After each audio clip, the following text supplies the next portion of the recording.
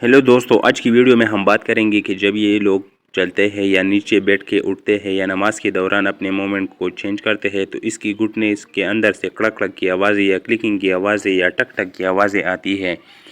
तो आया ये आवाज़ इनके लिए नुकसानदेह है या फ़ायदेमंद है? तो सबसे पहले हमारा जो घुटना है वो कैप्सूलनुमा जॉइंट होता है।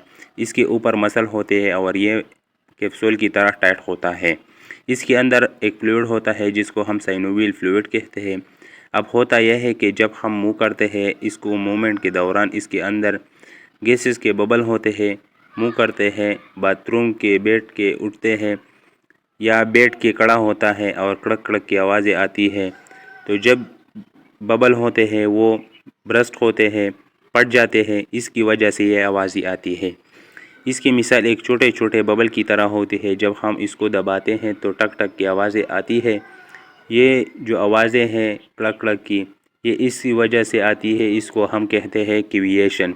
इस पोजीशन में जब हम पाँव को मुँह करते हैं या चलते हैं या उठते हैं तो हमारी घुटने से ये आवाज़ें आती है।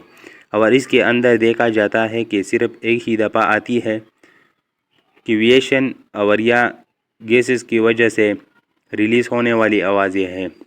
ये 20 मिनट मैक्सिमम 15 टू 20 मिनट में एक बार उठने से आती है मूवमेंट करके, लेकिन इसके बाद नहीं आती।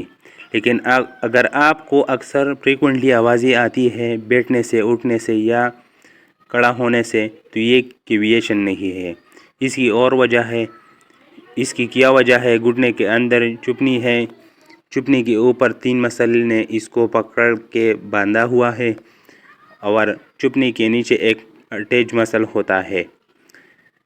इसने घुटने को इसके प्रॉपर पोजीशन को मूवमेंट के लिए ये मसल कुदरत ने अरेंज किया हुआ है।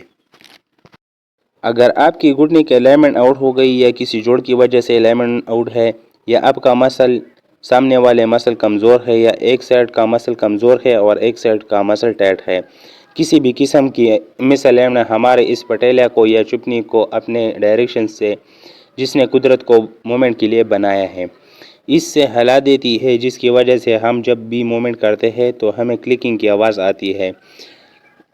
अगर ये आपको 2 से 4 हफ्ते रहे तो कोई मसला नहीं, नॉर्मल बात है। अपने एक्सरसाइज को रखें, रूटीन को, वॉक को फॉलो करें, खुद बहुत ठीक हो जाएगी। लेकिन अगर ये ठीक नहीं होती तो ये आपके लिए शदीद नुकसान का बाइस बन सकती है। इसका मिसाल इस तरह है कि अगर मैं एक कपड़ा लूँ और एक दीवार के साथ इसको रगड़ूँ तो कोई नुकसान नहीं होगा कपड़े को, लेकिन अगर मैं इस कपड़े को बार बार लगातार एक ख़ास मिकदार में एक ख़ास वक्त के साथ रगड़ता रहूं तो कपड़ा ऑलरेडी खुद बहुत फट जाएगा। इस तरह हमारा मसल है, इम्बैलेंस की वजह से घुटने के अंदर जो वेडिंग होती है ये इस घुटने को मज़ीद ख़राबी की तरफ ले जाती है।